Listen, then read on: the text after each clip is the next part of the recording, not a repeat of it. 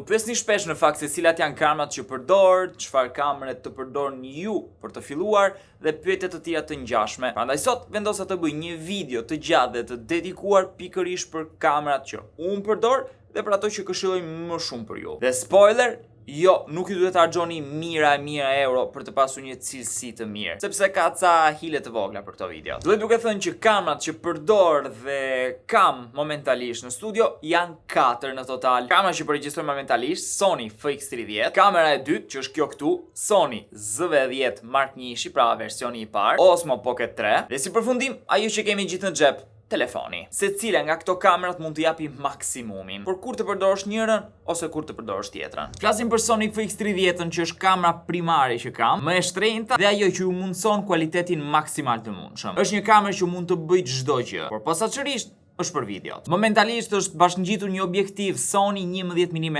pra një lente wide angle që siç e shikoni kap shumë. Kjo lente përdoret më shumë për ta bërë shikuesin, pra ti, më shumë pjesë të videos, sepse të duket sikur i edhe ti këtu, duke qenë se shikon goxha hapësirë. Sony FX30 ta regjistron në 4K deri në 120 frame per second, pa crop, pa asgjë. Përveç cropit normalisht që e ka sensori, duke qenë se nuk është full frame, por APS-C. A është problem? Jo. FX30 vet ka dhe një stabilizim brenda në sensor, që do të thotë edhe lente që nuk janë të stabilizuar si ky Sony 11 mm, nëse mbaj handheld, pra kamerën në dorë, nuk ndjen dridhje të çuditshme, duke qenë se stabilizimin e ka vet aparati. Ndryshe nga aparati që do të shikoni pastaj. Ka mundësi normalisht të regjistroj në log, pra në një kolor flat, praktikisht gri, për t'i dhënë pastaj kolorin që duhet. Unë nuk regjistroj në atë format, duke qenë se nuk kam nerva të rritë të bëj gjitha të color grading nga mbrapa. Bëj një color grading pak më minimal dhe të thjesht. Një gjë tjetër shumë e mirë e FX30-s që e dashuroj është fakti që nuk nxehet kurrë, duke qenë se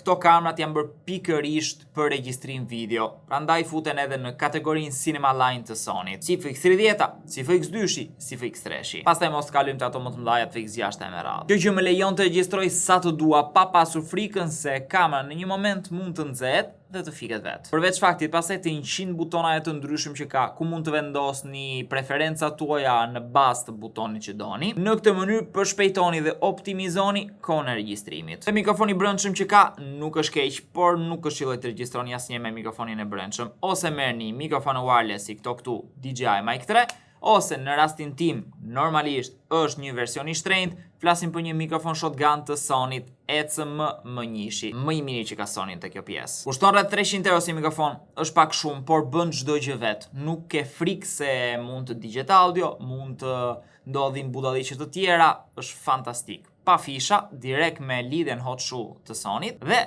je good to go kur i thon. Por nëse doni ta harxhoni më pak, ekzistojnë këto mikrofona këtu shotgun, si ky i Rode Video Mic Go, rreth 80 ose 90 euro nëse nuk gabohem. Opsion shumë i mirë dhe ky. Por, atë duhet ty kjo Sony, nëse ka arritur një nivel ku me të vërtetë duhet të bësh hapin më të madh për të kaluar në kamera më profesionale, më të mira, atëherë po, sipas meje është një super kamerë. Por kujdes, çmimi është rreth 2000 euro trup.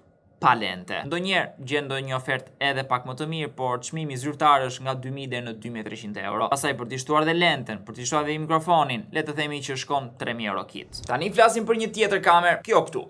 Kamera ime e parë që bleva, Sony ZV-10. Nuk do ndaloj kur së këshilluari këtë kamerë për ata që duan të hyjnë në botën e kamerave. Është kamera që mund të bëjë çdo gjë. Është super kompakte, mos e shikoni tani sepse ka të vendosur të gjithë cage-in e small rigut për aksesorët e ndryshëm, por është mega kompakte si kamerë dhe kjo lentja këtu nuk është lentja kryesore që vjen, por vjen me këtë lentën e vogël këtu. 16-50 nga Sony, f3.5 deri në 5.6. Dhe nëse je fillestar, kjo është çdo gjë që të duhet. Nuk të duhet diçka tjetër. Nëse dëgjon njerëzit që thonë këto lentet janë kod, blini lente më të mira, këtë andej është për një stat pak më të avancuar. Dhe ZV-10-a së bashku me këtë lenten janë pothuajse 700 euro nëse nuk gabohem. Mund të duken shumë, por për botën e kamerave nuk janë asgjë. Siç të thash, kiti që po përdor momentalisht shkon më shumë se 3000 euro. Pastaj, nëse do të kesh diçka më mirë, atëherë kalon në lente të tjera. Në këtë rast, në këtë Sony është vendosur një Sigma 1850,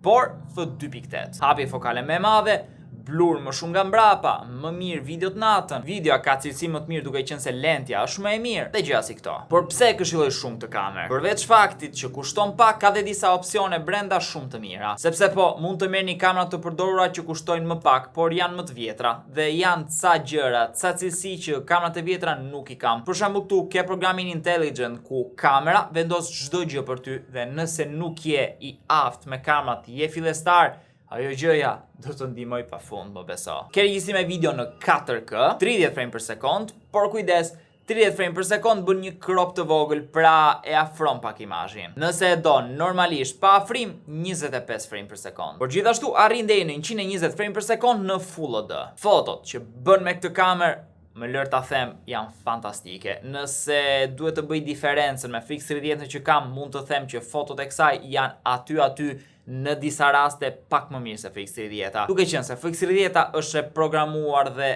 është më mirë për video se sa për foto. Kurse kjo i bën të gjitha mirë. Pastaj janë të gjitha opsionet e Sony së bashku me autofokusin që në kamerat Sony është më i miri që mund të gjeni në treg. Absolutisht, mund të përdorësh Canon pa problem, mund të përdorësh Nikon pa problem. Këto pastaj janë preferenca. Unë jam përdorues Sony dhe preferoj më shumë Sonyn. Sidomos te aspekti video siç thash, autofokusi është shumë i rëndësishëm dhe fakti që mund të vendosësh diçka dhe të bëj fokus direkt pa problem dhe super shpejt, për mua ka shumë rëndësi. Pra, për kë këshilloj këtë kamerë për të gjithë ata që duan të futen në botën e kamerave dhe duan të eksperimentojnë, mbase nuk e kanë as profesion, por duan një kamerë të vogël, kompakte që ta kenë gjithmonë me veten në udhëtime. Gjeni aksesor pafund për këtë, lente të ndryshme edhe me pak lekë që nuk janë Sony. Pra sipas meje, ky është best buy. Por kam dhe dy të tjera për t'i këshilluar. Tani flasim për këtë piciruken këtu, që është e vogël, po punën e bën me të vërtet të madhe. Kjo këtu është Osmo Pocket 3. Është kamera me vogël dhe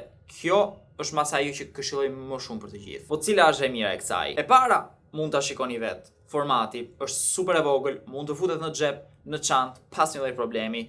Sidomos për udhëtimet, kjo është kamera ideale. Foto, video me cilësi shumë të mirë, dhe te videot mund të bëj diçka që asnjë nga dy kamerat e mëparshme nuk mund të bëj. Stabilizimin e videove asnjë nuk e arrin dot, sepse kjo kamerë ka gimbalin dhe stabilizimi i videos është perfekt. Këtë kamerën e mora ku isha në Berlin në IFA dhe pjesën më të madhe të videove që bëra vlogging jashtë eventit i bëra pikërisht me këtë, sepse nuk duket, është shumë e vogël, por me cilësi shumë të mirë. Me këtë mund të nxjini me të vërtet kujtime shumë të bukura. Por mos harroni një gjë. Fakti që është kaq e vogël sjell shumë gjëra të mira, por ka dhe diçka të keqe. Nëse doni të krahasoni kualitetin e një kamere të tillë të madhe me këtë, më fal, por po gaboni, sepse sado që kualiteti i kësaj është shumë i mirë, nuk do arrijë dot kualitetin e një kamere më të madhe, edhe të Sony CV10-s, jo vetëm FX30-s, sepse normalisht në atë kamerë sensori është shumë herë më i madh, dhe cilësia e imazhit është dukshëm e lartë. Por pse atëherë e këshilloj kaq shumë të kamerë? Sepse është e vogël, cilësia është shumë e mirë, më e mirë se e telefonit, dhe për qef amator, ose për të pasur një plan ndryshe nga plani primar i kamerës tuaj primare, më duhet ta them, është një kamerë që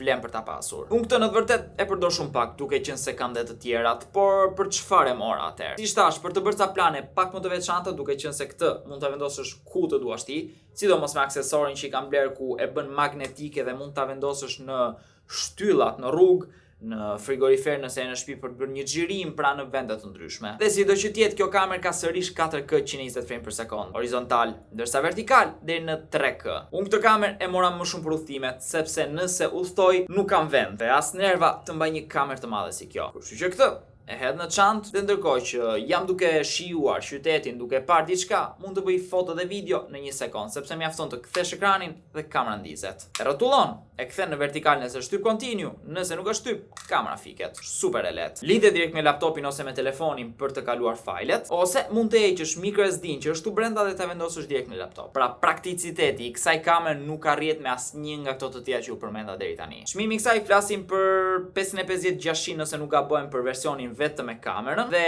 diku te 700-750 për versionin bashk me Creator Combo, pra me një mikrofon DJI dhe me disa aksesorë të tjerë që t'japin. Çanta, tripodi dhe diçka tjetër. Pra nëse e fillestar, nëse udhton shumë dhe të pëlqen të eksperimentosh me videot, kjo është zgjedhja për ty. Dhe tani kalojmë te kamera që u këshilloj të gjithëve pa përjashtim, sepse është një kamerë që është falas për ju.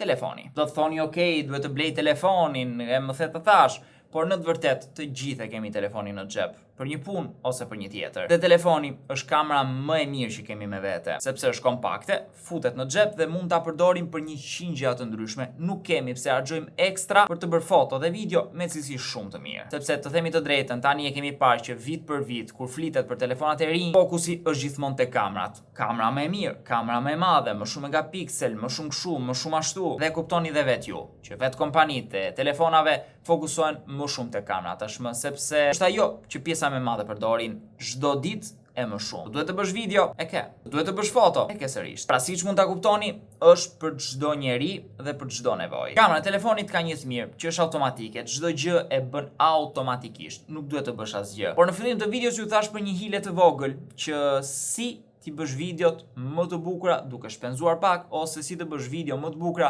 duke mos pasur gjithmonë kamerën më të mirë, telefonin më të fundit e të tjerë. Përveç faktit të mikrofonave që edhe nëse regjistroni me telefon, mikrofonat ju duhen, nuk keni pse harxhoni shumë për DJI që kushtojnë rreth 300 euro. Keni mikrofona shumë të vlefshëm që bëjnë edhe 50 euro, 40 euro, 30 euro. Normalisht, nuk arrin cilëtetin e këtyre, por nëse nuk e ke punë dhe nuk e ke profesion të mirëfillt, nuk të duhet. Por cila është ajo hile që i bën videot më të bukura pa harxuar lek?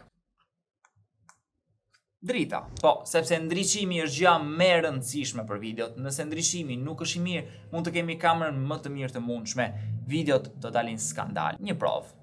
Pra ky do ishte regjistrimi nëse nuk do ndizja dritat e mira, nuk do dija ti pozicionoja në një mënyrë ose në një tjetër, dhe do përdorja vetëm dritën që është lart në tavan, siç e kemi të gjithë. Por me 2 rregullime, 2 drita në sfond, pa dritën lart, por me një dritë që vjen direkte në, pra një dritë e posaçme për videot, ndryshimi është ky.